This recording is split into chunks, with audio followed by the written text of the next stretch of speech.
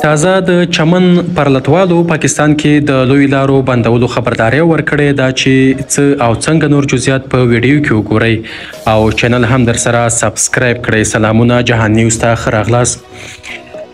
د چمن پرلتوال وایي که د پاکستان حکومت د چمن سپین بولدک پر دروازه د پاسپورت او ویزې شرط نه لري کوي نو دوی به د بلوچستان یو شمېر مهم سړکونه او لارې د ترافیکو پر مخ وتړي. په چمن کې د ځایي خلکو او کارګرو لخوا پل شوې پرله چې د چمن سپین بولدک پر دروازه د پاسپورت او ویزې د شرط په ضد روان دي. مسؤلینو یې خبرداری ورکړې که غوښتنې ونه منل شي نو دوی به د بلوچستان یو شمېر مهم سړکونه او لارې د ترافیکو پر مخ وتړي. د پرلت یو ځایي مسؤل او د لغړي اتحاد مشر محمد ولي منډولیا وایي چې د پاکستان حکومت باید له دوی سره کړې ژمنه پوره کړي. د ده په خبره د پاکستان د حکومت چارواکو وعده کړې وه چې د چمن سپین بولدک په دروازه به مسافرو او ځایي کارګرو ته پر افغاني تذکره او پاکستاني شناختي کارت د تګ راتګ اجازه ورکوي، خو دغه ژمنه لا نه ده عملي شوې.